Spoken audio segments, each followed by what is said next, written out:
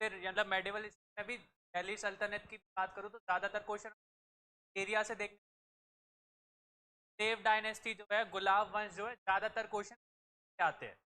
उस चीज़ को सर ने आपको बहुत अच्छे से समझा दिया है, ठीक है। तो वो चीज़ में आपको दिक्कत नहीं आनी चाहिए। अब बाकी की जो डायनेस्टी है, जो खिलजी डायनेस्टी के बारे में हम लोग पढ़ेंगे, तुगलक के बारे में पढ़ेंगे, सैयद के बारे में पढ़ेंगे, वहाँ से कॉन्सेप्चुअल क्वेश्चन नहीं आते, ज़्यादातर फैक्ट वाले रिलेटेड क्वेश्चन आते हैं। तो लगभग आज की क्लास में भी हम फैक्ट रिलेटेड क्वेश्चन देखेंगे। कल वाला जो सेशन होगा ना, कल में ज़्यादातर हम लोग ऐसी चीज़ कॉन्सेप्चुअल चीज़ें होंगी, ठीक है। आज जो भी क्लास है वो फैक्चुअल से मतलब फैक्ट से रिलेटेड ही मैंने सारी की सारी कंडक्ट करी है, ठीक है। मेन और किसकी फोकस करेंगे हम लोग, समझने की कोशिश करेंगे। जैसे आपने गुलाम वंश के बारे में समझा, गुलाम वंश, सैयद और लोधी, इनमें डिफरेंसेस क्या है, ठीक है। मेन टॉपिक यही है कि मेन आज यही है कि आप लोगों को अंतर समझा दूंगा, ठीक है। और बेसिकली हम लोग क्या करेंगे, जो फैक्ट्स हैं उनसे रिलेटेड ही क्वेश्चन करेंगे आज। कौन फाउंडर था, कौन ने किसको रिप्लेस करा, या कौन सा डिपार्टमेंट किसके टाइम पे बनाया गया, वो मार्केट रेवेन्यू वाला जो डिपार्टमेंट था वो किसने बनाया था, अलाउद्दीन कौन कौन से एडमिनिस्ट्रेटेड मतलब को बताया था, ठीक है। तो वो सारी की सारी हम चीज़ें डिस्कस करेंगे आज के उस, ठीक है। कल वाला जो सेशन होगा, कल बोल सकते हैं कि हम लोग फैक्ट्स के अलावा कल कॉन्सेप्ट्स को ज़्यादा तजर्रुब देंगे, ठीक है। फैक्ट्स को हम लोग ज़्यादा देखेंगे, कॉन्सेप्ट ज़्यादा देखेंगे, ठीक है।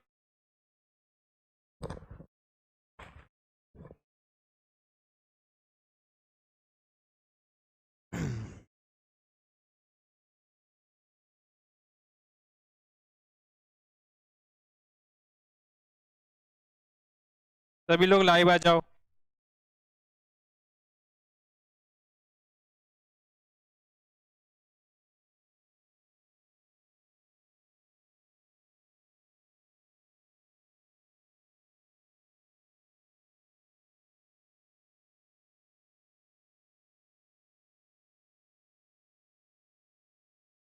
और देखो भैया, कोशिश करेंगे हम लोग कि कम से कम लिखें और ज़्यादा से ज़्यादा समझें, ठीक है। ये चीज़ मैंने पहले भी बोल के रखी है कि आपको ये पीडीएफ आपके घर पे भी अवेलेबल हो जाएगी, पर जो चीज़ आप यहाँ पे सुन के जा रहे हो, या जो एक्स्ट्रा चीज़ आप यहाँ पे समझ रहे हो, वो फिर से रिपीट नहीं हो पाएगी।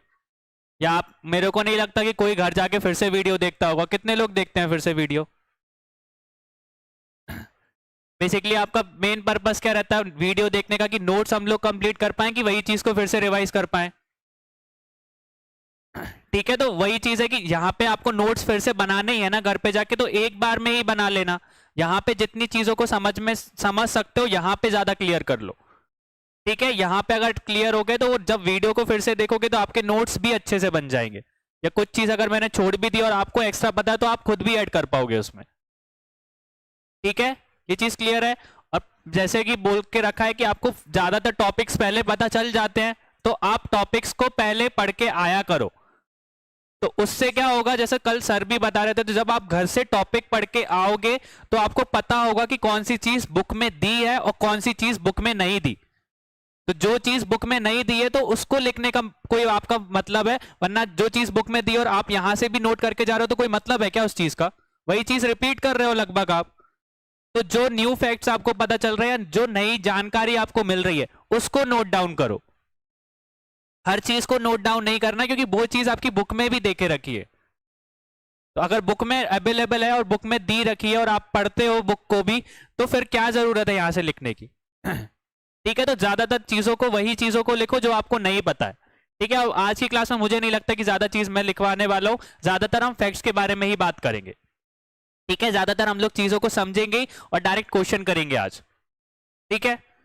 तो स्टार्ट करें। सबसे पहली चीज देखो, पहली एक चीज समझ लो। यहाँ पे हम लोगों ने सबसे पहले क्या पढ़ा? स्लेव डायनेस्टी के बारे में पढ़ा,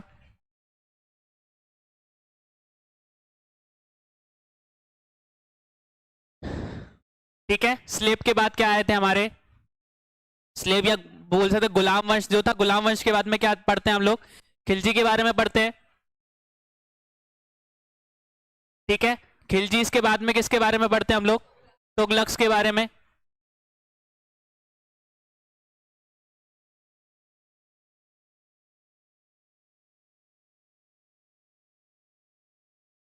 ठीक है। और तुगलक्स के बाद अगर बात करूं तो तुगलक्स के बाद क्या आते हैं हमारे? ठीक है। और सैयद के बाद हम किसको पढ़ते हैं? लोधी को।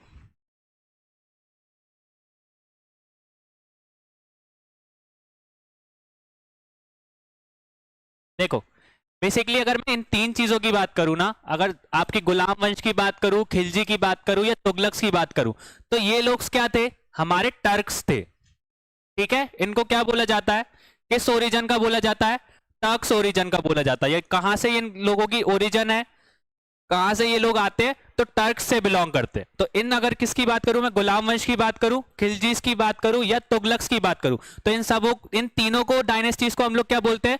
टर्क्स बोलते हैं। ठीक है, किस मतलब उनका ओरिजिन कौन सा है? टर्क है। ठीक है, टर्क से वो लोग आए तो अपना ओरिजिन क्या बताते हैं? टर्क्स ओरिजिन बताते हैं। ठीक है, अब वहां से अगर मैं किसकी बात करूं, सैयद की बात करूं, ठीक है, सैयद इकलौते बोल सकते हैं कि हमारे इधर की डायनेस्टी या राजवंश है जो कि अपनी वंश को कहां से बताते हैं, जो किसके डिसेंडेंट्स हैं या किसके वंशज हैं? प्रॉफिट मोहम्मद साहब के। ठीक है, पैगंबर मोहम्मद या प्रॉफिट मोहम्मद साहब के बारे में पढ़ा है ना हम लोगों ने। ठीक है, तो प्रॉफिट मोहम्मद के जो डिसेंडेंट्स हैं वो कौन सा राजवंश अपने आप को प्रॉफिट मोहम्मद का डिसेंडेंट बोलता है? सैयद वंश। ये चीज याद रखना। ठीक है, और वहीं पे अगर मैं लोधीज की बात करूं तो लोधी अपने आप को कहां का ओरिजिन का मानते हैं? अफगान ओरिजिन का।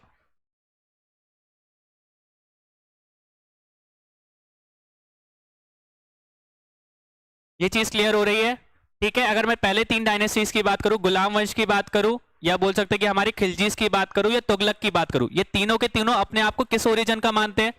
टर्क्स मानते हैं या टर्क ओरिजिन का मानते हैं। फिर वहीं पे अगर मैं सैयद की बात करूं तो सैयद लोग अपने आप को किसका वंशज बताते हैं? डिसेंडेंट मतलब कि वंशज। किसके वंशज हैं ये लोग?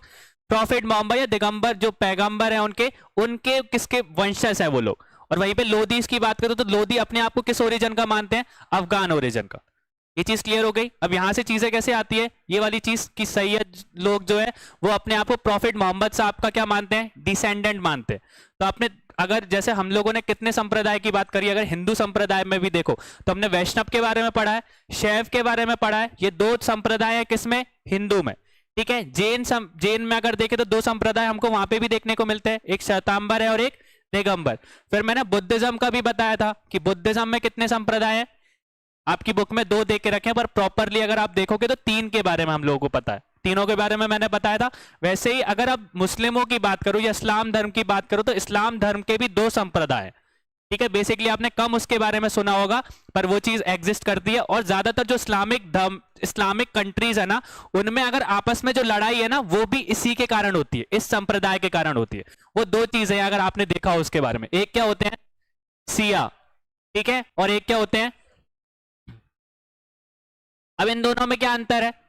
अब जो हम सैयदों की बात कर रहे हैं तो सैयद जो है वो सिया है या सुन्नी है? अब पहली चीज ये समझो कि सिया कौन है, सुन्नी कौन है। तो बेसिकली हम लोगों ने देखा जब प्रॉफिट मोहम्मद साहब की बात हुई तो प्रॉफिट मोहम्मद साहब के बाद में जब उनकी मृत्यु हो गई तो उनके बाद में कोई ऐसा लीडर नहीं था कि बेसिकली बोल के रखा हो कि अगर प्रॉफिट मोहम्मद जब गुजर जाते हैं तो इनका ये शिष्य एक बोल सकते खलीफा बन जाएगा। खलीफा के बारे में देखा हम लोगों ने, तो वो पहला खलीफा बन जाएगा, इसके बारे में हम लोगों को कोई भी नॉलेज नहीं थी या उन लोगों को भी पता नहीं था। तो उस टाइम पे जब उनकी मृत्यु हुई तो उनके जो शिष्य थे, जो भी उनके डिसेंडेंट्स थे, जो भी उनके फॉलोअर्स थे, वो क्या हो गए? दो पार्ट्स में डिवाइड हो गए। कितने पार्ट्स में डिवाइड हो गए? अब दो पार्ट्स में कैसे डिवाइड हुए कि एक ने ये बोला कि बोल सकते हैं कि जो प्रॉफिट मोहम्मद साहब की जो वंश है, मतलब कि जो उनका खून है ना, वही इस धर्म को आगे लेके जाएगा। ठीक है, और दूसरा संप्रदाय के लोग क्या बोलने लगे कि ऐसा नहीं है कि उनका खून ही लेके आएगा, जो डिजर्विंग होगा, ये बोल सकते कि जो अच्छा लीडर होगा वही इस बोल सकते कि इस्लाम धर्म को आगे लेके जाएगा।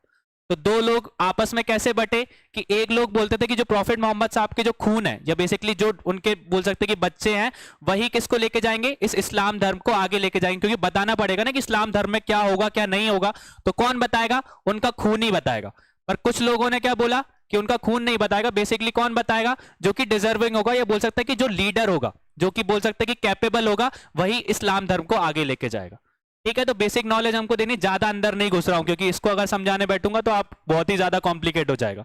बेसिक सी चीजें हमको समझनी है। तो बेसिकली क्या बोल के रखा? जो उनके खून है ना, जिन लोगों ने बोला कि जो उनका खून आगे मतलब बोल सकते इस्लाम धर्म को लेके जाएगा, तो वो लोग क्या बुलाए जाते हैं? सिया बुलाए जाते हैं। ठीक है, और सुन्नी लोग कौन है? बेसिकली वो लोग जिन्होंने सोचा कि बेसिकली जो कैपेबल इंसान है, या बोल सकते हैं कि जो डिजर्विंग है, जिसको ज्यादा समझ है ना उस चीज की, क्योंकि उनकी बोल सकते हैं कुछ रीति रिवाज थे, दोनों के रीति रिवाज सेम है, पर बेसिकली उनका ट्रेडिशन बोल सकते हैं एक तरीके से नजरिया अलग अलग है। ठीक है, तो जो दूसरे नजरिए के लोग थे, जिन लोगों ने बोला कि नहीं उनका खून आगे नहीं बढ़ेगा, बेसिकली वो इंसान बढ़ेगा जो कि कैपेबल होगा, तो बेसिकली तो उन लोगों ने क्या करा था, उसको समझा था। तो सिया और सुन्नी का मतलब समझ में आ गया। ठीक है, और वहीं पे अगर बात करो तो आज के टाइम पे भी जो इराक वॉर हुई थी, इराक में आपने देखा था सिविल वॉर हुई थी, तो वो भी किस कारण हुई थी, सिया और सुन्नी के कारण ही हुई थी। अगर पहले की बात करूं तो इतनी में वर्ल्ड हिस्ट्री में नहीं जा रहा हूं, पर बेसिकली अगर आप देखोगे तो सिया सुन्नी का जो कॉन्सेप्ट है आपको अफगानिस्तान में भी देखने को मिल जाएगा। अभी थोड़े दिन पहले की बात है, वहां पे एक न्यूज आई होगी कि जो सिया की जो मस्जिद थी वहां पर सुन्नियों ने अटैक करा था या बॉम्ब ब्लास्ट किया था। तो सिया और सुन्नी की लड़ाई अभी भी चलती है, ये संप्रदाय आपस में लड़ते रहते हैं। किस एरिया में हमको ये चीज देखने को मिलती है, तो वेस्ट एशिया में देखने को मिलती है। ठीक है, पश्चिम एशिया की बात करूं तो उस टाइम पे जो हमारे इराक है, ईरान है, यमन है, बोल सकते हैं कि ओमान है, ये सारे के सारे लोग सिया और सुन्नी के बोल सकते हैं बहुत सारे मतलब विवाद में आपस में लड़े हुए हैं। ठीक है, उलझे हुए भी, लड़ाई भी हुई है। तो बेसिकली हम लोगों ने देखा सिया और सुन्नी कौन है, तो आज के बाद समझ में आ जाएगा। सिया लोग वो है जिन्होंने बोला था कि जो आगे वंश बढ़ेगा, या बोल सकते जो इस्लाम धर्म को जो फॉलो करेंगे वो कौन होंगे, प्रॉफिट मोहम्मद साहब के डिसेंडेंट होंगे या उनके खून होंगे। पर सुन्नी लोगों ने क्या बोला था कि जो कैपेबल इंसान होगा वही चीज होगी। तो उस टाइम पे सुन्नी लोग क्या थे, मेजॉरिटी में थे। तो उस टाइम पे किसकी बात सुनी गई थी, सुन्नी लोगों की बात सुनी गई थी।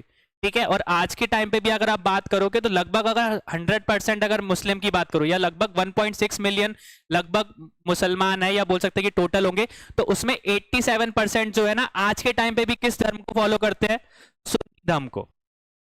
सुन्नी मुसलमान जो है, मुस्लिम वाले जो धर्म के लोग हैं वो ज्यादा हमको हमारी कंट्री में देखने को मिला। हमारी कंट्री की भी बात करो, जब ज्यादातर पूरे वर्ल्ड में जितने भी इस्लाम लोग हैं ना, जितने फॉलो करते हैं, सुन्नी लोग उसमें ज्यादा रहते हैं। और सिया लोग कितने परसेंट है, लगभग 13% हमको देखने को मिले।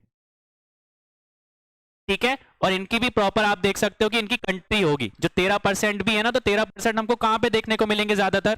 पहली चीज ईरान, ठीक है, दूसरा इराक, तीसरा यमन, ठीक है, फिर चौथा बहरीन हो सकता है, फिर अजरबैजान के बारे में सुना हो। तो ये 5 जो कंट्रीज है वहां पे आपको कौन से मुसलमान या मुस्लिम इस्लाम धर्म के या किस संप्रदाय के लोग देखने को मिल जाएंगे, सिया। ठीक है, और बाकी की पूरी कंट्री में कौन से हमको मुस्लिम धर्म के फॉर्म, सुन्नी लोग। चीज क्लियर हो गई। तो जो सैयद लोग है वो सिया होंगे या सुन्नी होंगे, सिया होंगे, क्योंकि उन्होंने क्या बोला है अपने आप को, कौन किसके डिसेंडेंट बोला है, प्रॉफिट मोहम्मद साहब के डिसेंडेंट बोला है। ठीक है, ये चीज क्लियर रही। ठीक है, इसी तरीके से हम बोल सकते हैं कि जो सैयद, ये इस टाइप का क्वेश्चन आया है, इसलिए मैं आपको बता रहा हूं। इसमें सिया सुन्नी में बेसिकली ज्यादा डीप में नहीं पूछा गया है, पर इससे रिलेटेड पूछा गया है कि कौन सी डायनेस्ट दिल्ली सल्तनत की कौन सी राजवंश ने बेसिकली अपने आप को प्रॉफिट मोहम्मद साहब के वंशज बताया। तो आपको पता होना चाहिए सैयद। ठीक है, सैयद डायनेस्टी के बोला है। और ये चीज भी अब आपको क्लियर होना चाहिए कि सिया सुन्नी में क्या अंतर है। बेसिक डिफरेंस बता दिया, पर इसके आगे और कॉम्प्लेक्स है, पर वो मैं ज्यादा डिस्कस नहीं कर रहा हूं, बस आपको नॉर्मल डिफरेंस पता होना चाहिए। ठीक है, सिया जो मुस्लिम है बेसिकली किसको फॉलो करते हैं, मतलब किस चीज को मानते हैं कि जो प्रॉफिट मोहम्मद साहब के जो रियल खून था वही आगे लेके गया। और दूसरे संप्रदाय के लोग क्या मानते हैं, जो कैपेबल इंसान था, जो वो अबू बकर के बारे में सुना होगा, तो वो पहले खलीफा बने थे उस टाइम पे, तो वो सुन्नी धर्म को फॉलो करते थे, संप्रदाय को फॉलो करते थे। ठीक है, ये चीज रहेगी याद। तो उस तरीके से हम लोग आगे बढ़ेंगे अब। ठीक है, ये चीज क्लियर हुई। तो हमने स्लेव डायनेस्टी को अच्छे से समझ लिया, आपने बहुत अच्छे से उस चीज को आया, और ज्यादातर रिलेटेड हमको क्वेश्चन उसी से ही रिलेटेड मिलते हैं। ठीक है, अब हम खिलजी पे आते हैं। तो खिलजी की अगर बात करें तो सबसे पहली चीज, खिलजी डायनेस्टी को किसने बनाया था, मतलब कि किस, ठीक है, खिलजी वंश की स्थापना किसके द्वारा की गई थी, या Khilji dynasty was established bye. तो सिंपल सा क्वेश्चन है, किसने की थी। ठीक है, तो किसने की थी, जलाउद्दीन खिलजी ने। ठीक है, और अगर जलाउद्दीन खिलजी की बात करूं तो ये जलाउद्दीन जो बोल सकते हैं कि ये उपाधि उसने अपने आप को दी थी।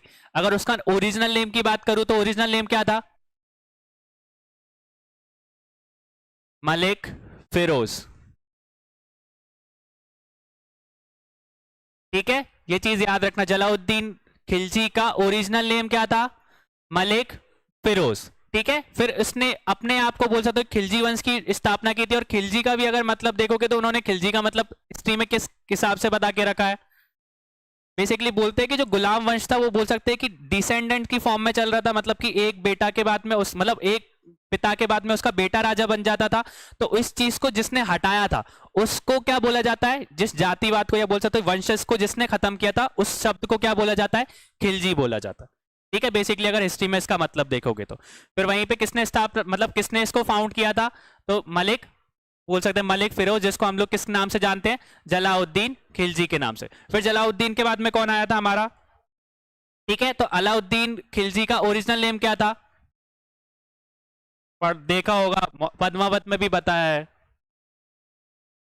मूवी इसने देखी होगी, तो क्या नाम था उसका, ठीक है, अली गुरशब के नाम से आपने देखा होगा जब स्टार्टिंग में उसने मतलब इंट्रोड्यूस किया गया था। ठीक है, तो अलाउद्दीन खिलजी को भी उसका ओरिजिनल नेम क्या था, अली गुरशब, ये चीज याद रखना। ठीक है, और फिर वहीं पे इसकी बात करूं तो अगर हम लोग खिलजी वंश में भी बात करें तो ये तीन के बारे में भी हम लोग पढ़ते हैं। ठीक है, तो पहले अलाउद्दीन जलाउद्दीन खिलजी, फिर इसके बाद अलाउद्दीन खिलजी और मुबारक शाह या मुबारक खिलजी के बारे में हम लोगों को देखने को मिलता है इस डायनेस्टी में। ठीक है, नेक्स्ट देखो, दीवान ए काफूक किससे रिलेटेड है, किस डिपार्टमेंट से रिलेटेड है। और भैया ये थोड़े से जो डिपार्टमेंट वाले क्वेश्चन है ना, जो भी आपको मिले वो डिपार्टमेंट वाले क्वेश्चन जरूर अच्छे से करना, क्योंकि ये फेवरेट रहते हैं एग्जाम में। ठीक है, डिपार्टमेंट से रिलेटेड आपको क्वेश्चन मिल जाएंगे। ठीक है, तो यहाँ पे किसकी बात हो रही है, जो दीवान ए वकूफ एक तरीके का डिपार्टमेंट है, वो किससे रिलेटेड है,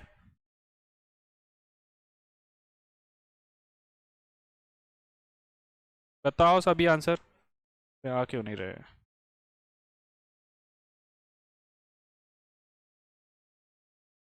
इसमें ए बता रहे हैं लोग। ठीक है, तो बेसिकली अगर हम देखें तो ये किससे रिलेटेड है, एक्सपेंडिचर वाले डिपार्टमेंट से रिलेटेड है, या बोल सकते हैं कि जो व्यय वाला विभाग है उससे रिलेटेड है। ठीक है, और इसको स्टार्ट किसने करा था, हमारे जलाउद्दीन खिलजी ने ही स्टार्ट करा था। ठीक है, इस डिपार्टमेंट को किसने स्टार्ट करा था, ठीक है, किसके लिए, जो एक्सपेंडिचर बोल सकते हैं कि जो व्यय वाला चीज रहती है हमारी, उससे रिलेटेड जो भी चीज यहाँ पे होंगी, मतलब खर्चे से रिलेटेड जो भी चीज होंगी, ये डिपार्टमेंट ये विभाग संभालेगा। ठीक है, और किसने स्टार्ट किया था इस चीज को, जलाउद्दीन खिलजी ने। क्लियर हो गया। नेक्स्ट देखो, अलाउद्दीन खिलजी द्वारा ग्रहण की गई उपाधि थी, the title assumed by Alauddin Khilji was, Alauddin Khilji ने कौन कौन सी उपाधि अपने आप को धारण की थी,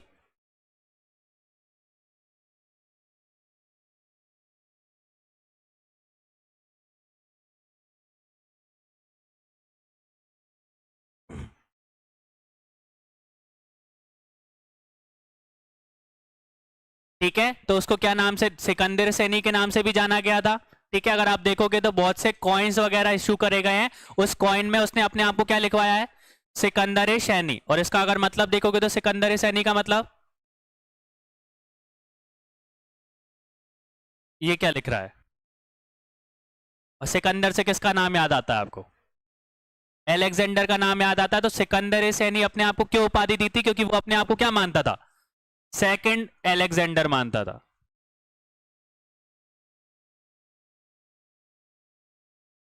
ठीक है, इस चीज को याद रखना, अगर इससे रिलेटेड क्वेश्चन आ जाए कि कौन सा खिलजी वंश का या कौन सा दिल्ली सल्तनत का राजा अपने आप को दूसरा बोल सकते हैं एलेक्जेंडर है, सिकंदर मानता था, तो ये चीज याद रखना। और इस चीज का जो सबूत है वो हमको किस में देखने को मिलता है, बहुत सारे जब अलाउद्दीन खिलजी ने कॉइन्स इशू करे थे, उस कॉइन में अपना नाम क्या लिखवाया था, सिकंदर सैनी लिखवाया था। ठीक है, इससे हमको ये चीज देखने को मिलती है कि वो अपने आप को क्या मानता था, सेकंड सिकंदर मानता था। क्यों, क्योंकि वो भी किस पे राज करना चाहता था, दुनिया पे राज करना चाहता था। क्योंकि बेसिकली आपने देखा था कि मतलब साउथ की तरफ, दक्षिण की तरफ सबसे पहले बोल सकते कि उसको उसकी तरफ जाना किसने स्टार्ट करा था, अलाउद्दीन खिलजी ने ही स्टार्ट करा था। जो देवनगरी आपने देखा होगा, देवनगरी के आगे जो जगह है, आगे वाला एरिया है, अपना बोल सकते साम्राज्य उसने ही बढ़ाया था। ठीक है, तो वो भी दुनिया पे राज करना चाहता था, इसलिए वो अपने आप को क्या बुलाता था, सेकंड अलेक्जेंडर बुलाता था। फिर इसके बाद अगर दूसरे नाम की बात करें तो क्या बुलाता था अपने आप को, यमीमी उल खिलाफत नजीरी। ठीक है, इसके नाम से भी उसको उपाधि दी गई है। तीसरा अमीर ओ मुमीन, तो उसके नाम से भी उसको जाना गया है। ठीक है, तो ये चीज याद रखना, तो हमको हमारा ऑप्शन सही क्या हो जाएगा, ठीक है, सिकंदर सैनी के नाम से भी जाना गया है, यमीनी उल खिलाफत नजीरी के नाम से भी जाना गया है, अमीर उल मोमीन के नाम से भी उसको जाना गया। ये उपाधि तीनों की तीनों उसको दी गई है। तो सही आंसर क्या हो जाएगा हमारा? All of the above. ठीक है, इस चीज के बारे में हमको याद रखना है, क्योंकि इससे रिलेटेड क्वेश्चन आ सकते हैं कि कौन सी उपाधि किससे रिलेटेड है। ठीक है, तो हमको याद रखना है कि अगर सिकंदर सैनी है तो वो भी अलाउद्दीन से ही रिलेटेड है। ठीक है, यमानी उल खिलाफत नजीरी के बारे में आया तो वो भी किससे रिलेटेड है? अलाउद्दीन से ही रिलेटेड है। और अमीर उल मोमीन भी अगर आया तो वो किससे रिलेटेड है? अलाउद्दीन से ही रिलेटेड है। ठीक है, नेक्स्ट देखो, हुलिया और दाग प्रणाली किसके द्वारा शुरू की गई थी? अगर आप हुलिया की बात करो या दाग की बात करो तो ये एक तरीके का सिस्टम था। ये किसने स्टार्ट किया था? किसने स्टार्ट किया था? ठीक है, तो किसने स्टार्ट किया? हमारे अलाउद्दीन खिलजी ने। अब ये होता क्या है हुलिया और दाग?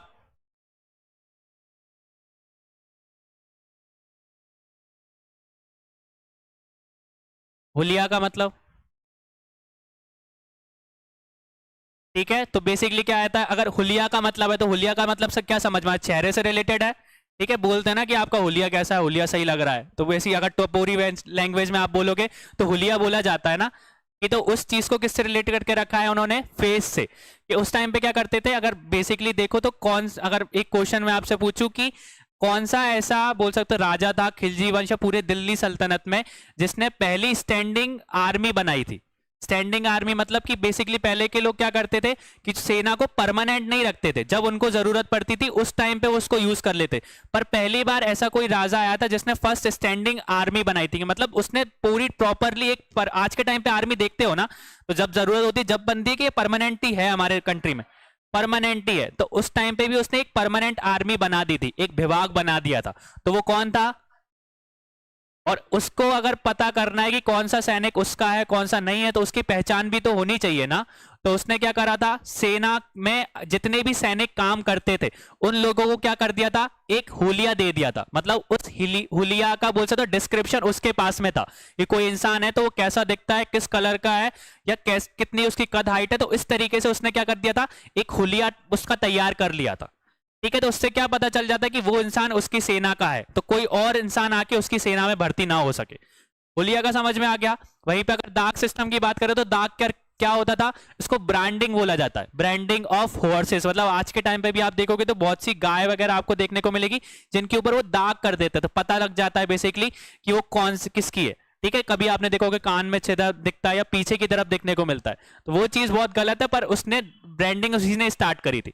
बेसिकली क्या करता था, उसने घोड़ों पे क्या कर दिया था ब्रांड, मतलब कि उसको दाग कर दिया था, मतलब कि वो जलाकर एक निशान बना देते थे। उससे क्या पता चलता था कि ये आर्मी का घोड़ा है या उसकी सेना का घोड़ा है।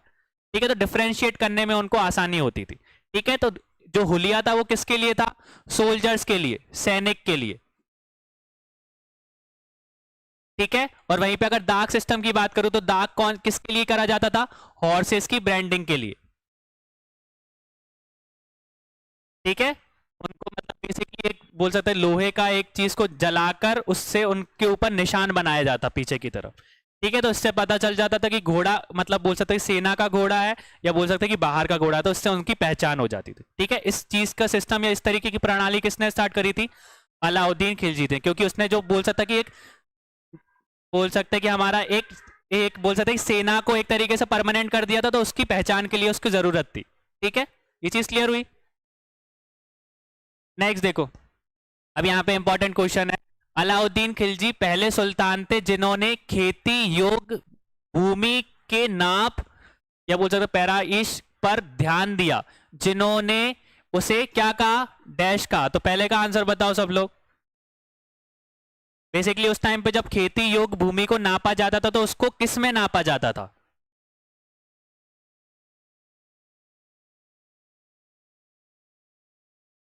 पहले का आंसर बताओ पहले सभी, फिर इसके बाद दूसरा देखेंगे।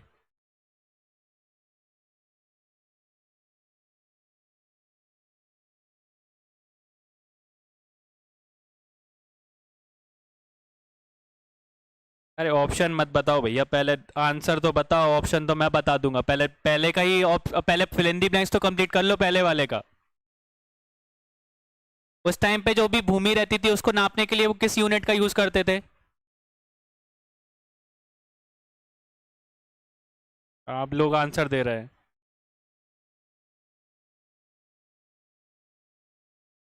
ठीक है, तो उस टाइम पे जो भी बोल सकते कि हमारी चीज थी उसको किस में नापा जाता था, बिस्वा में नापा जाता था।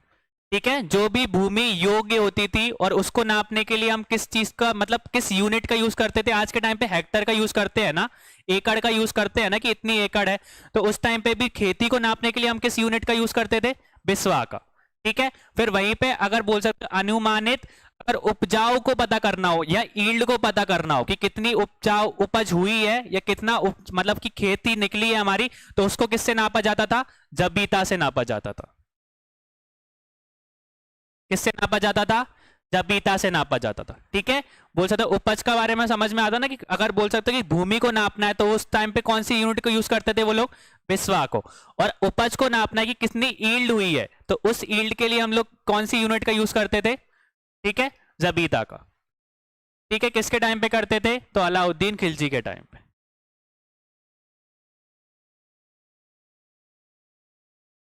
क्लियर है ये चीज।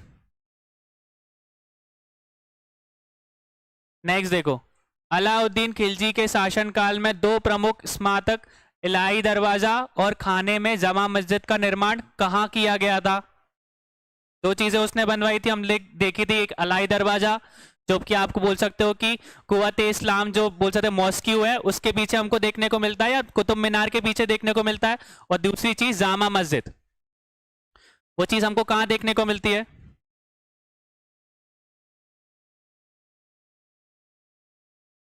ठीक है, तो सबको पता है कि अलाई दरवाजा कुतुब मीनार कहां पर स्थित है, तो दिल्ली में। ठीक है, ये चीज याद रखना, अलाई दरवाजा और जामा मस्जिद। नेक्स्ट देखो, who is regarded as the second Alexander, ये पहले ही बता दिया।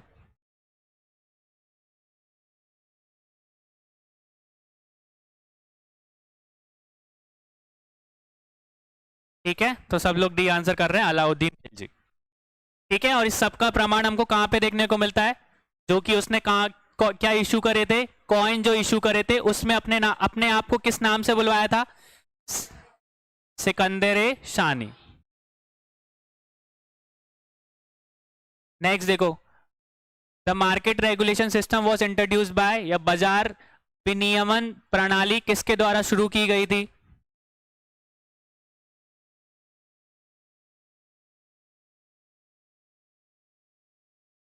ठीक है, तो किसके द्वारा शुरू की गई थी, अलाउद्दीन खिलजी के द्वारा। और इस चीज को खत्म किसने करा था, इसको रिवोक किसने करा था, मतलब इस तरीके की जो सिस्टम प्रणाली थी उस चीज को खत्म करने वाला कौन था, शुरुआत तो आपने बता दी, खत्म किसने करा था, सभी आंसर करो।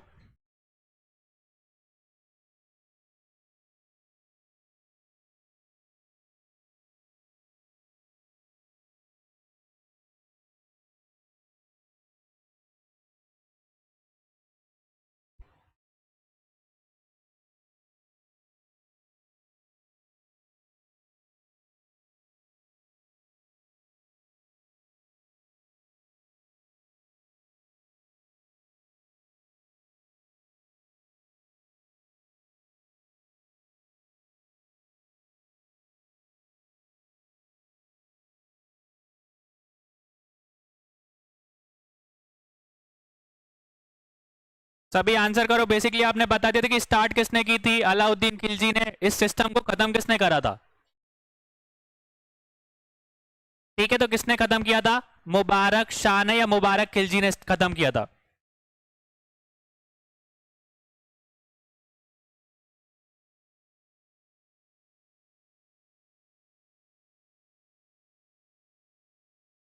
मुबारक शाह या मुबारक खिलजी, दोनों चीज लिख सकते हो।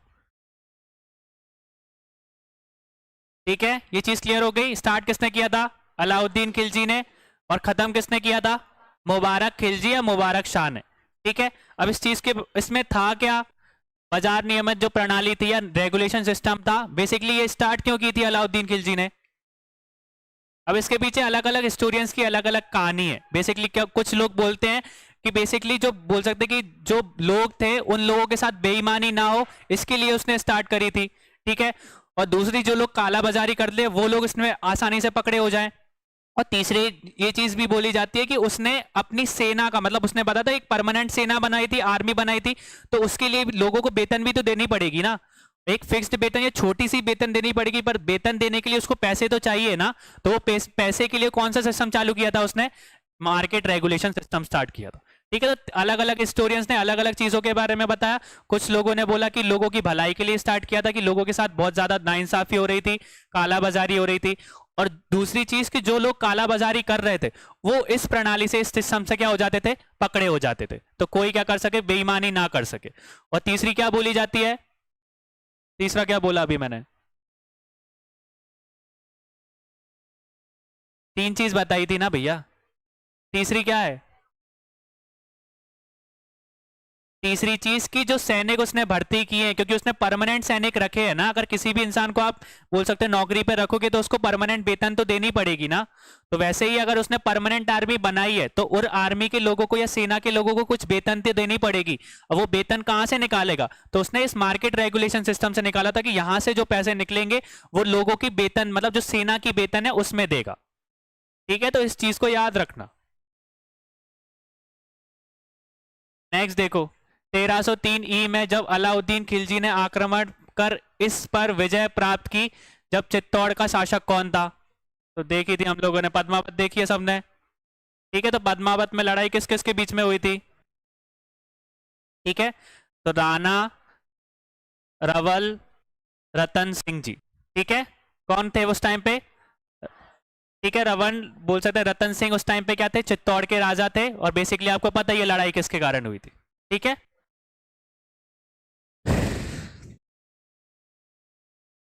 और देखो बेसिकली अब जब भी आप अगर मेडिवल हिस्ट्री में बात करोगे या आप मतलब मध्यकालीन इतिहास की बात करोगे तो वॉर के हमेशा तीन ही रीजन हुए हैं। ठीक है, अगर स्टार्टिंग में हम लोग बात करें कि जब बोल सकते हैं कि हमारा महाजनपद का पीरियड चल रहा था तो उस टाइम पे लड़ाई किसके लिए होती थी? ताकत के लिए होती थी, पावर के लिए होती थी, कि उनको गद्दी चाहिए रहती थी, अपने पिता की गद्दी चाहिए तो उन्होंने अपने पिता को ही मार दिया। ठीक है, फिर यही चीज आगे आते आते किस चीज में बदलती गई? शक्ति के साथ में पावर के बाद में क्या आता था? पैसा आना स्टार्ट हो गया। कि ज्यादातर जो आक्रमण हम लोगों ने देखे, जो मुगल ने या टक्स, वो टक्स मुगल्स तो बाद में आते हैं, जो टक्स के हमने आक्रमण देखे वो किसके लिए थे? संपत्ति के लिए थे। वो इंडिया में या भारत में क्यों आए थे? संपत्ति लूटने के लिए आए थे।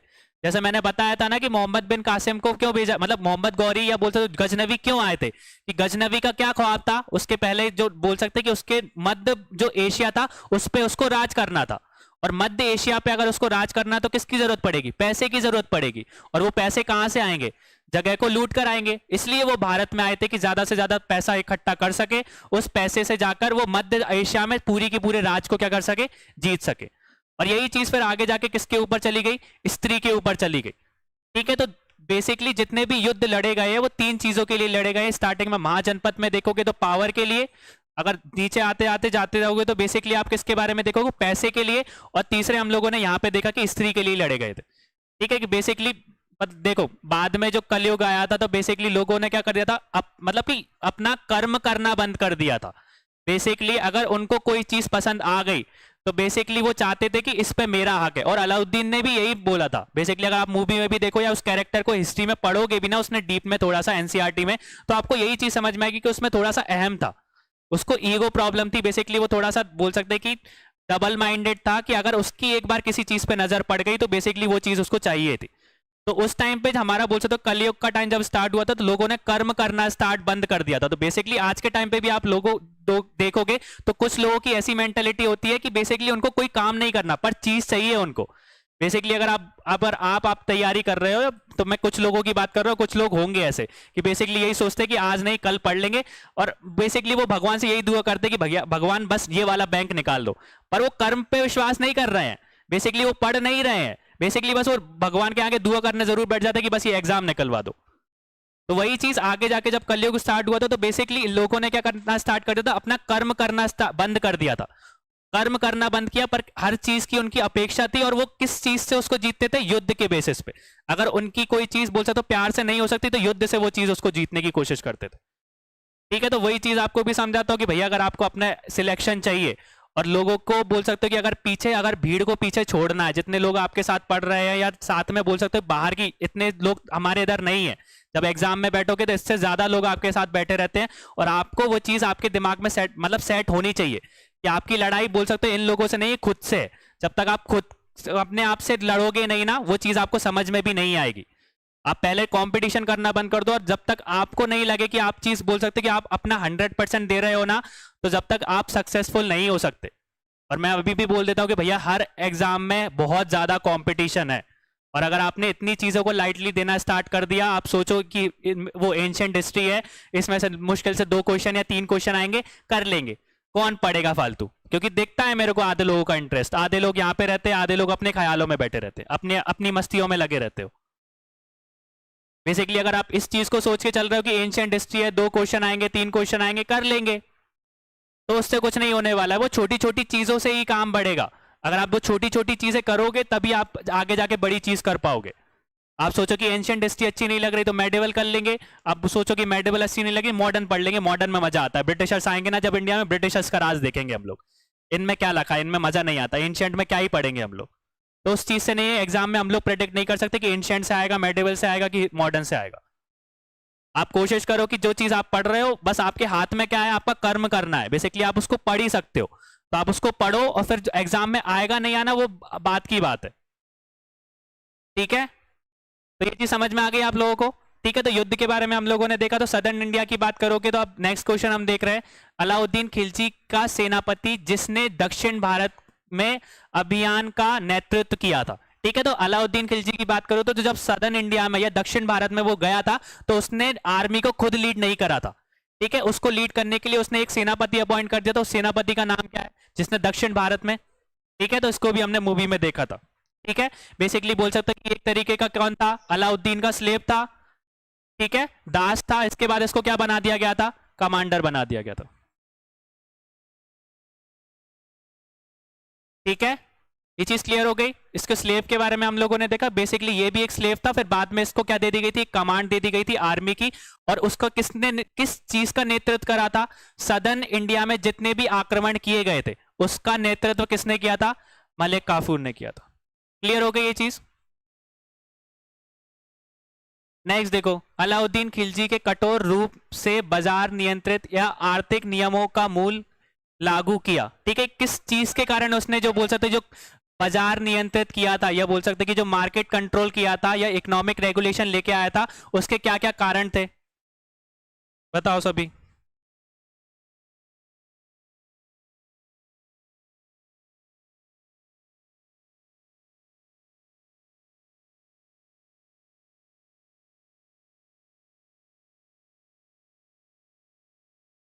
ठीक है, तो इस चीज के बारे में हम लोगों ने देखा था। ठीक है, तो जो उसने मार्केट रेगुलेशन लेके आया था या बाजार में जो भी नियंत्रण किया था, जो कठोर लागू किए थे उसने रूल्स, वो किस लिए किए थे, कि छोटे वेतन के साथ एक बड़ी और संतुलित सेना का निर्माण कर सके। इस चीज को देखा था कि क्योंकि अगर सेना है तो सेना को वेतन तो देना पड़ेगा ना, और वो वेतन कैसे निकलेगी, जो मार्केट रेगुलेशन करके निकलेगी, मार्केट से कुछ ना कुछ तो करना पड़ेगा ना, कि उसको मतलब कठोर चीजें चलानी पड़ेगी। तो पहली चीज तो ये हो गया। लोगों का सामान्य कल्याण, तो उसमें भी हमने देखा था कि लोगों का भी फायदा हो रहा था, कि अगर उसने रेगुलेशन चालू किए तो जो शॉप्स थे वो भी कालाबाजारी नहीं कर पा रहे थे, तो उससे इनडायरेक्टली किसको फायदा हो रहा था, लोगों को फायदा हो रहा था, तो लोगों का भी सामान्य कल्याण हुआ। फिर वहीं पे तीसरी चीज की बेईमान व्यापारियों और व्यापारियों ने जो अंकुश लगा के रखा है, जब बोल सकते जो कालाबाजारी कर रहे हैं वो लोग, उस पे क्या लगाया जा सके, रोक लगाई जा सके। तो तीनों के तीनों ऑप्शन हमारे सही है, तो सही आंसर क्या हो गया हमारा। ठीक है, तो तीनों चीजें हम लोगों ने देखी कि वेतन के लिए उसको पैसे चाहिए थे, आर्मी मेंटेन करने के लिए, तो उसने वो रेगुलेशन चालू की थी। दूसरी चीज कि लोगों का भी फायदा हो रहा था। तीसरा क्यों हो रहा था, क्योंकि जो बेईमान लोग जो व्यापार कर रहे थे, बेईमानी से व्यापार कर रहे थे, कालाबाजारी कर रहे थे, उस चीज उसमें रेगुलेशन से क्या हो गया था, मार्केट रेगुलेशन से वो रुक गया था। ठीक है, कोई कालाबाजारी नहीं कर पा रहा था। क्लियर हुआ ये चीज? नेक्स्ट देखो, who among the following sultan of delhi has been described as the historian as the mixture of opposite। Delhi में निम्नलिखित सुल्तानों में से किसने इतिहासकारियों ने विपरीतार्थियों का मिश्रण के रूप में वर्णित किया है। ठीक है, मिक्सचर ऑफ अपोजिट किसको बोला गया है, बताइए सभी।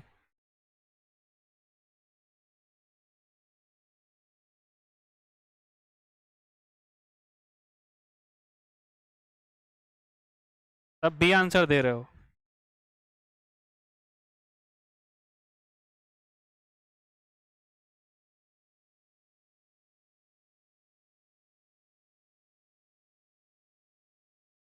ठीक है, तो ज्यादातर लोगों ने बी बताया है पर एक ने सी बताया, तो सही आंसर क्या है हमारा? मोहम्मद बिन तुगलक। ठीक है, मोहम्मद बिन तुगलक को बोल सकते हैं कि बेवकूफ राजा के नाम से भी जाना गया है। ठीक है, फूल भी बोला गया है, फूल किंग बोला गया है। क्यों बोला गया है? या बेवकूफ था क्या वो? हाँ था भैया, जब भी उसको बेवकूफ बोला भी है। पर बेसिकली ऐसा वाला बेवकूफ नहीं था, वो पढ़ा लिखा बेवकूफ था। पढ़े लिखे बेवकूफ और नॉर्मल बेवकूफ में अंतर जानते हो? ठीक है, पढ़े लिखा बेवकूफ क्या होता है? उसने चीजों को पढ़ तो लिया, पर उसको क्या लगता है जो बुक में दिया है ना वही की वही चीज एक्चुअल में होती है। वो चीज मतलब रेगुलर सोसाइटी के बारे में भी आपने बुक में कुछ चीज को पढ़ लिया, और अगर आप सोसाइटी में जाके वही चीज फॉलो करोगे ना तो जूते पड़ेंगे अच्छे खासे। तो वो चीज भी नहीं करनी है हम लोगों को। बेसिकली आपने बुक में पढ़ लिया और जाके आपने लोगों में वो चीज बांट दी, तो उल्टा जूते ही पड़ेंगे आपको। ठीक है, तो वो अगर हम मोहम्मद बिन तुगलक की भी बात करो तो मोहम्मद बिन तुगलक था बेवकूफ, पर एक तरीके से बेईमान, मतलब बोल सकते बुद्धिमान जरूर था, मतलब इंटेलिजेंट था। पर उसने कुछ ऐसी चीजें करके रखी थी उस टाइम पे, कुछ ऐसे रिफॉर्म्स लेके आया था जो कि उसको बाद में जाके क्या सिद्ध करते हैं? बेवकूफ सिद्ध करते हैं। ठीक है, उसने दिमाग लगा के सोचा तो था कि भैया चलो एक काम, मतलब बेसिकली उसने चार चीज की थी, पर मेन चीज क्या करी थी? उसने कैपिटल को चेंज कर दिया था। अपनी कैपिटल को, अभी आगे क्वेश्चन आएगा, एक जगह को छोड़ के दूसरी जगह लेके आ गया। दूसरी जगह ले गया, सब कुछ पूरा का पूरा, मतलब अपना पेटी पैक करके कि सेना को भी ले गया, पैसे भी ले गया, सबको बोलने के चलो कि भैया चलो चलते हैं चलते हैं। अब आधे रास्ते में जाके लोगों ने मना कर दिया, कुछ बीमार पड़ गए, तो उसने बोला कि चलो अच्छा नहीं लग रहा, चलो वापस चलते हैं। तो बेसिकली कुछ ऐसी उसने हरकतें कर दी थी कि बाद में उसको क्या बोला गया था? बेवकूफ बोल दिया गया था। तो उसी चीज को हम लोगों ने, बहुत से इतिहासकारियों ने मोहम्मद बिन तुगलक को क्या बोल के रखा है? विपरीतार्थियों का मिश्रण। ये बोल सकते हैं कि मिक्सचर ऑफ अपोजिट, कि मतलब एक टाइम पे इंटेलिजेंट भी था पर दूसरी टाइम पे क्या था? फूल था। ठीक है, एक तरीके से बोल सकते हो कि हाँ, मतलब कि बहुत लोगों के साथ पोलाइट था पर दूसरी तरफ बहुत ज्यादा कठोर था। ठीक है, तो इसलिए इसको क्या बोल के रखा है? विपरीतार्थियों का मिक्सचर, या बोल सकते हो मिक्सचर ऑफ अपोजिट। ठीक है, इसके बारे में अभी हम देखेंगे। और नेक्स्ट देखो, मलिक इल गाजी की उपाधि किसने ग्रहण की थी? ठीक है, बताओ, मलिक मलिक उल गाजी की जो उपाधि है वो किसने अपने आप को धारण की थी?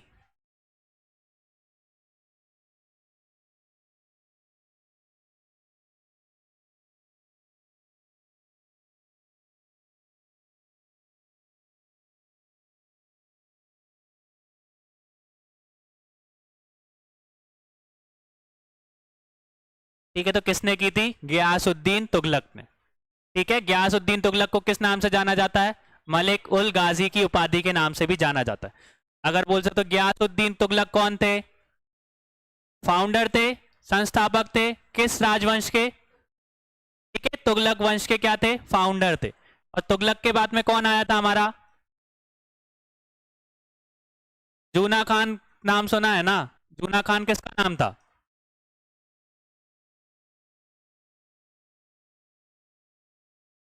गयासुद्दीन तुगलक के बाद में राजा कौन बना था? मोहम्मद बिन तुगलक। तो मोहम्मद बिन तुगलक का पहला नाम क्या था? ओरिजिनल नेम क्या था? जूना खान ही था भैया। ठीक है, तो अगर बेसिकली पूछा जाए जूना खान और मोहम्मद बिन तुगलक एक ही है या अलग अलग है, तो भैया एक ही है। ठीक है, उसका ओरिजिनल नेम क्या था? जूना खान था। ठीक है, बाद में उसने अपना नाम क्या रखवा दिया? मोहम्मद बिन तुगलक रखवा दिया था। ठीक है, और मोहम्मद बिन तुगलक बेसिकली बोला जाता है कि ये जो गयासुद्दीन तुगलक था उसकी मृत्यु कैसे हुई थी? बेसिकली बोल सकते हैं कि किसी इमारत का वो स्ट्रक्चर बना रहे थे। ठीक है, उस इमारत का स्ट्रक्चर सही से प्रॉपरली बना नहीं, वो उसके नीचे खड़े थे और वो स्ट्रक्चर उनके ऊपर गिर गया था, तो उससे उनकी मौत हो गई थी। तो बहुत से लोग बोलते हैं कि मोहम्मद बिन तुगलक ने ये मन से करवाया था, कि उन्होंने वो मतलब आधा कंस्ट्रक्शन करवाया और जब उनके पिताजी उनके पास में गए तो उसको नीचे गिरवा दिया, तो उससे वो गद्दी मिल गई थी। बहुत से इतिहासकारियों ने, हिस्टोरियंस ने इसको ऐसे डिस्क्राइब किया है, पर ये एक्सीडेंटल मतलब बोला डेथ भी बताई गई है। जैसे कुतुबुद्दीन ऐबक की बताई थी ना कि पोलो खेल रहे थे, भाई साहब नीचे गिर गए घोड़े से। तो उस तरीके की चीजें यहाँ पे कॉन्स्पिरेसी बताई गई है, पर कुछ इतिहासकारियों ने कुछ बताया है और कुछ ने कुछ बताया। ठीक है, तो बेसिकली हम लोगों को अगर यहाँ से समझ में आता है, गयासुद्दीन तुगलक को किस उपाधि से जाना जाता है? मलिक उल गाजी के नाम से जाना जाता है, जो कि फाउंडर या संस्थापक है किसके? तुगलक राजवंश के। और तुगलक मतलब दूसरे कौन बने थे? जूना खान बने थे, जिसको हम लोग किस नाम से जानते हैं? मोहम्मद बिन तुगलक के नाम से। क्लियर है ये चीज? अब देखो यहाँ पे, निम्नलिखित तुगलकों का कालक्रम के हिसाब से उसको अरेंज करना है, अरेंज द क्रोनोलॉजिकल सीक्वेंस।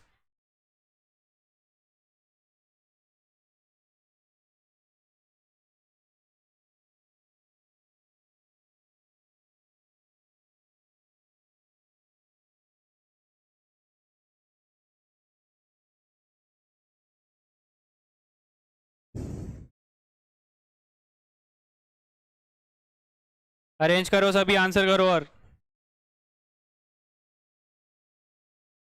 मुझे पूरा सीक्वेंस चाहिए।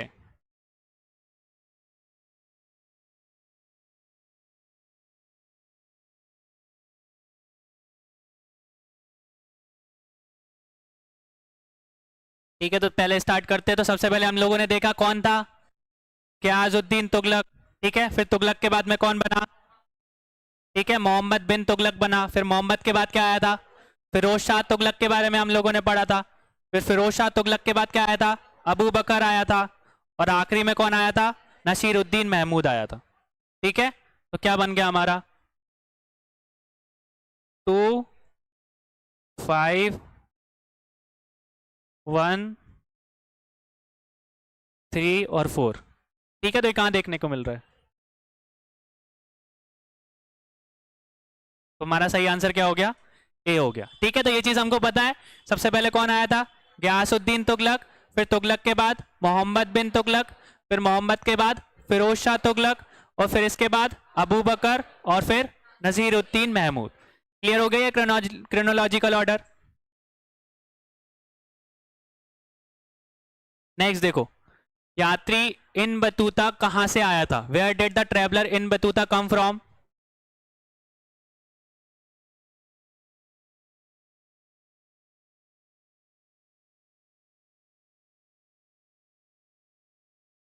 और ये भी बताना कि कौन से कॉन्टिनेंट में लाया करता है वो चीज।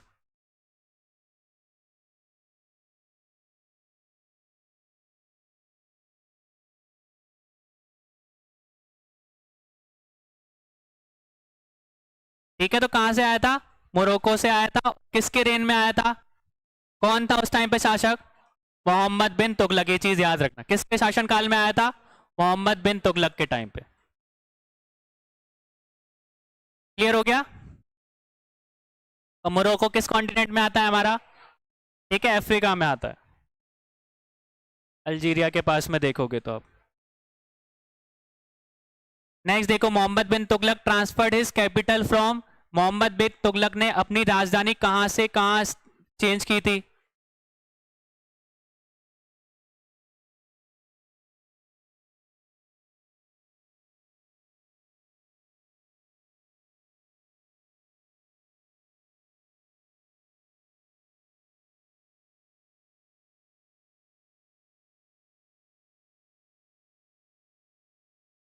ठीक है, तो कहां से कहां करी थी, दिल्ली से कहां ले गया था वो, देवगिरी ले गया था। ठीक है, तो बेसिकली हम लोगों ने चीजों के बारे में देखा था।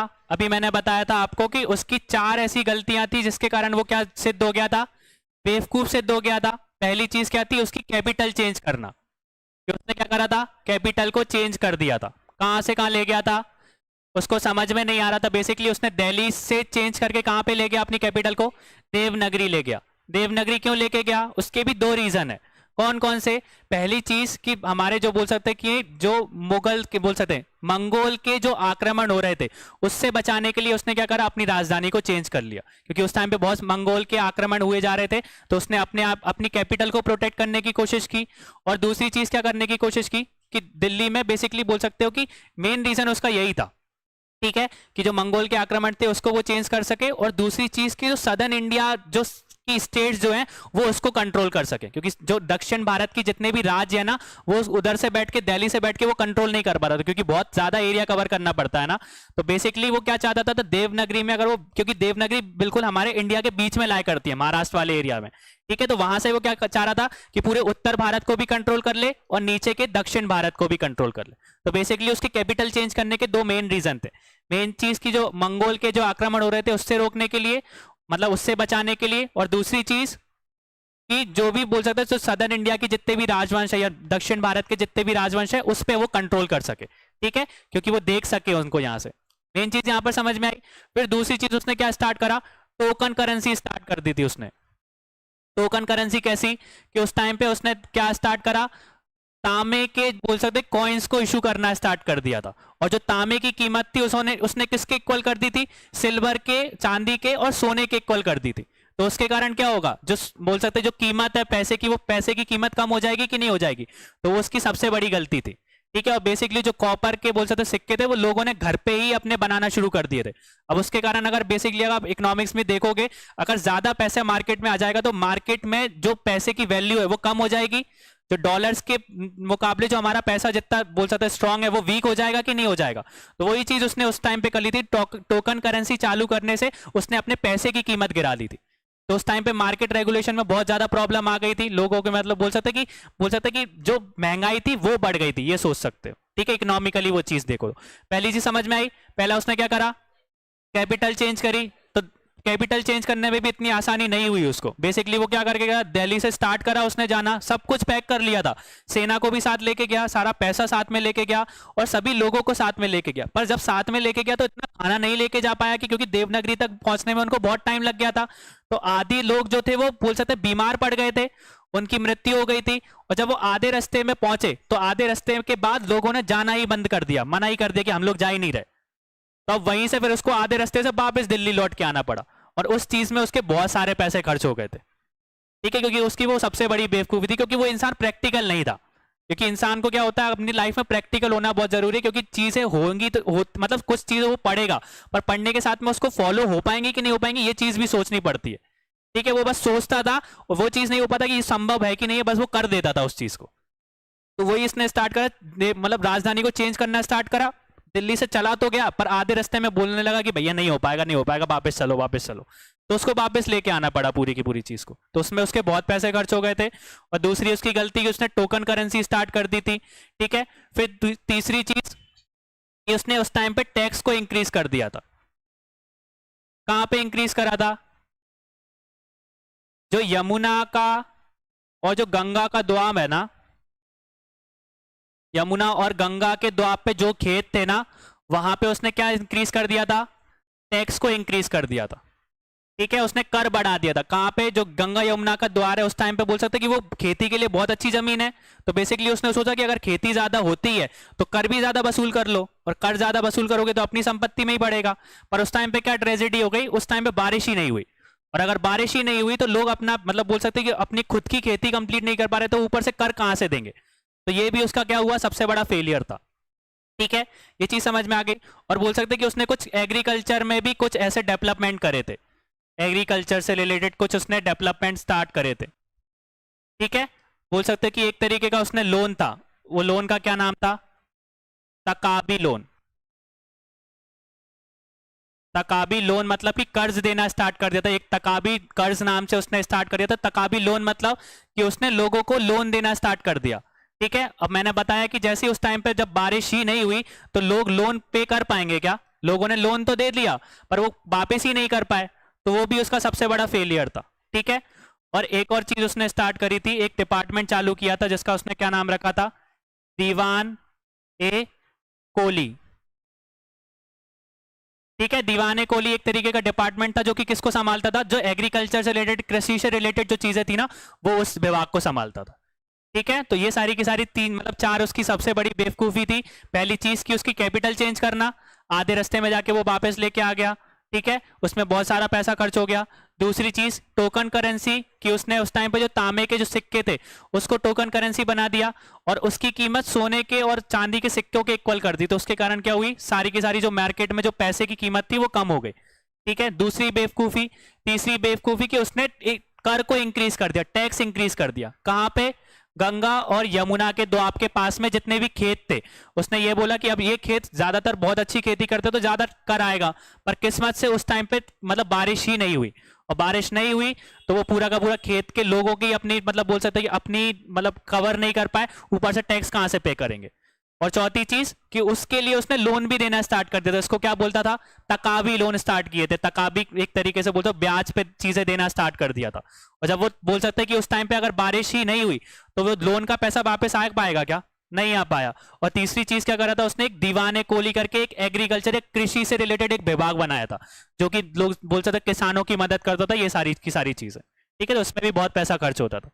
समझ में आया क्यों उसको बेवकूफ बोला जाता है या मिक्सचर ऑफ अपोजिट बोला जाता है? कि मतलब उसके काम तो अच्छे थे, मतलब सोच अच्छी थी पर प्रैक्टिकल नहीं थी। ठीक है, नेक्स्ट देखो, who was the Delhi sultan to impose jizya on Brahmins? ब्राह्मणों पर जजिया थोपने वाला दिल्ली का सुल्तान कौन था? जजिया के बारे में पता है? जजिया एक तरीका का क्या है? क्या? एक तरीके का कर है। ठीक है, इसके ऊपर लगता है तो नॉन हिंदूज रहते हैं ना, उनके ऊपर टैक्स किस पे इशू होता है? ऐसा टैक्स जो कि कौन पे करता है? नॉन हिंदूज पे करते हैं।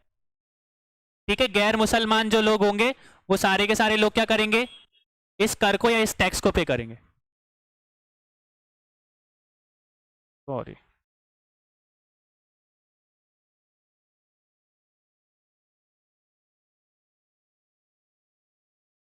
ये चीज क्लियर हो गई? जो गैर हिंदू लोग होंगे या बोलते थे गैर मुसलमान लोग होंगे, जो नॉन मुसलमान होंगे, वो लोग क्या करेंगे? जजिया को पे करते थे। ठीक है, एक तरीके का कर था जो कि देखेंगे आगे भी हम लोग, देखेंगे कौन कौन से करते। ठीक है, तो इसको किसने चालू किया था? आंसर दे दिया क्या? ठीक है, तो किसने स्टार्ट किया था? हमारा फिरोज तुगलक ने। ठीक है, फिरोज शाह तुगलक ने इस जजिया को स्टार्ट किया था। ठीक है, नेक्स्ट देखो, मोहम्मद बिन तुगलक असफल रहा क्योंकि? अब यहां पे क्वेश्चन को देखो, Mohammad bin Tughlaq was a failure because?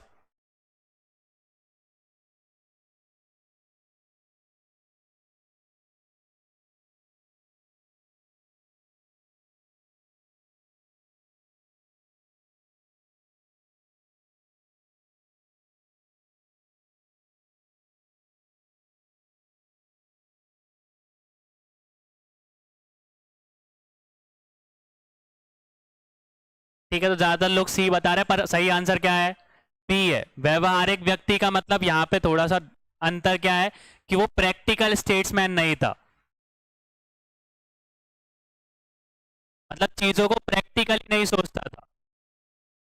उसने जो चीज सोच ली उसको लगता था कि वो करना आसान है, पर वो बेसिकली वो चीज को इतना आसान नहीं होता डिप्लोमेटिकली करना। ठीक है, कि अगर बेसिकली आप अगर मतलब अच्छे एडमिनिस्ट्रेशन की पोस्ट पे चले जाओगे तो आपके सोचने से वो चीज नहीं होगी। आपको ग्राउंड लेवल पे जाके चीजों को समझना पड़ेगा कि लोगों की क्या मानसिकता है, उसके बाद ही वो चीजों को इंपोज कर सकते हो। हवाबाजी करने से आसान नहीं, हवाबाजी करना वो चीज नहीं थी, उसको बस हवाबाजी करना आता था। ठीक है, चीजों को सोच लिया, इंप्लीमेंट करने से पहले सोचता नहीं था वो। ठीक है, नेक्स्ट देखो, अब इसको टैक्स को हमको मिलाना है कि कौन कौन से टैक्स कौन कौन सी चीज से रिलेटेड है।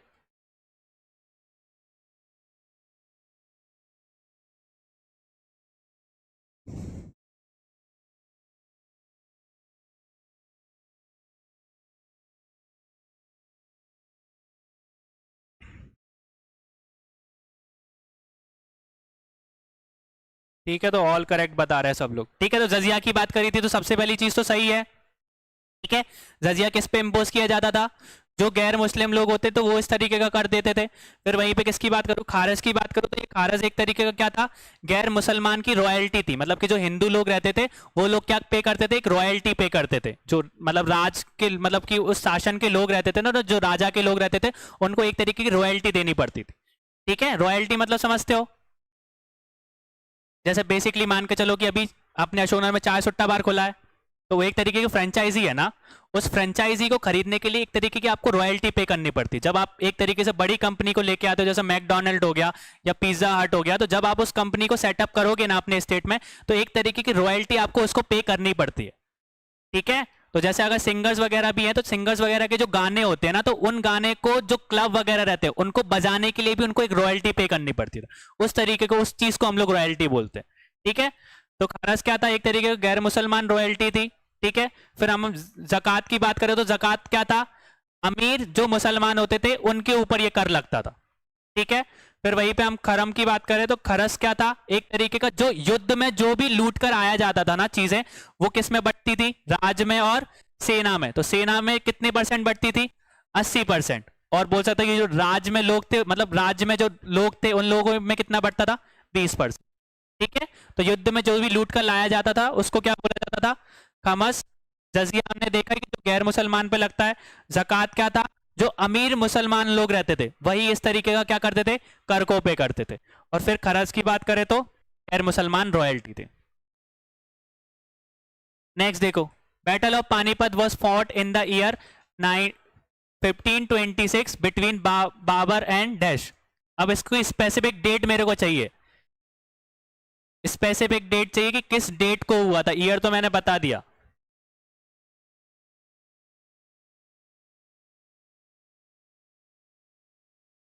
तो बोल सकता हूँ कि अभी अपन ने सालगिरह मतलब सेलिब्रेट की है।